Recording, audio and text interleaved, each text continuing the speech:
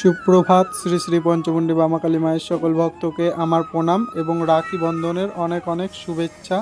তো আজকে শনিবার, রাখি বন্ধন, রাখি পূর্ণিমা আজকে যেহেতু, তো শনিবার যেহেতু, তো সকাল সকাল মায়ের সেবা দিয়ে বসে গেছি মায়ের মন্দিরে ভক্তদের প্রতিকার দিতে। এখন ভক্তদের প্রতিকার দেওয়া চলছে। ভক্তদের প্রতিকার দিতে দিতে আমি একটু উঠলাম, কারণ দিদিরা এসেছে রাখি পরাতে যেহেতু, আর বেলাটা অনেক হয়ে গেছে, এখন 1টা বেজে গেছে যেহেতু। ওরা উপোস আছে, আমিও উপোসই আছি। উপোস থাকার কারণ আজকে ভেবেছিলাম মন্দিরে ভক্ত সমাগম সেরকম হবে না, কিন্তু মন্দিরে ভক্ত সমাগম দেখছি আজকে হয়েছে। তো তার কারণে সকাল থেকে আর খাওয়া দাওয়া হয়নি, আর দিদিরা রাখি পরাতে এসছে তার জন্য আর উপোস আছি।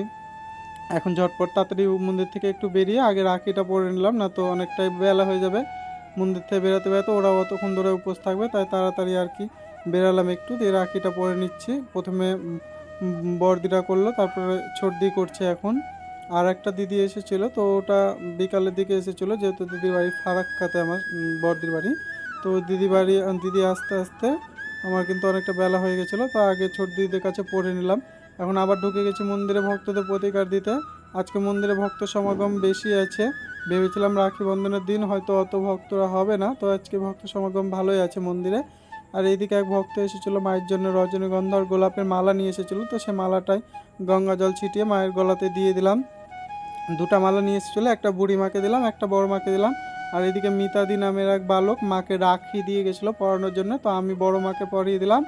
আর দিদি হচ্ছে যে মা মনসাকে পরিয়ে দিচ্ছে। এদিকে দিনের আলো ফুরিয়ে রাত্রি নেমে গেছে, এখন সন্ধ্যা পড়ে গেছে। সন্ধ্যাবেলা ভক্তরা নাই দেখছি, তো আমি এই ফাঁকে তাড়াতাড়ি আগে একটু ফল বানিয়ে নিচ্ছি, কারণ কখন আবার কে চলে আসে বলা যায় না, তো তখন কাজ করতে বিরক্ত লাগবে। তো এখন তাড়াতাড়ি যেহেতু ফাঁকা আছে, একটু মায়ের জন্য ফল বানিয়ে নিই। আজকে ফলে একটা পাকা পেঁপে দিয়েছিলাম, পেঁপেটা খুবই সুন্দর এবং টাটকা ছিল, তো হাইব্রিড পেঁপে ছিল। পেঁপেটাও খুব ভালো লাগলো দেখতে, কালারটা।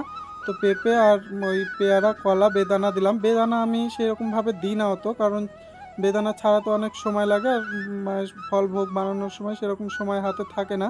তো আজকে যেহেতু ভক্তরা এরকম সন্ধ্যাবেলা ছিল না, তো আমি একটু ফল ভোগ হিসাবে ওই বেদানাটা দিলাম। আর এদিকে যে ভক্তরা মায়ের ফুল নিয়ে এসেছিলো, সেই ফুলগুলো আগে নামিয়ে নিচ্ছি। এদিকে কিছুটা ফুল আমি রেখে দিব ভাবলাম, সাদা ফুলগুলো, কিছু গাঁদা ফুলগুলো রেখে দেবো কালকে সেবার জন্য। অনেক ফুল নিয়ে এসেছিলো, তো আমাদের বাড়িতে তো এখন এত ফুল পাওয়া যাচ্ছে না। কিছুটা ফুল রেখে দেবো কালকে সেবার জন্য, বাকিটা সন্ধ্যা আরতির সেবাতে দিয়ে দেবো। এখন মায়েদের সব সাজানো গুছানো সম্পূর্ণ হলো, কারণ একে একে মায়েদের ভোগ, মায়েদের ফুল সব ঢুকছে মায়ের মন্দিরে।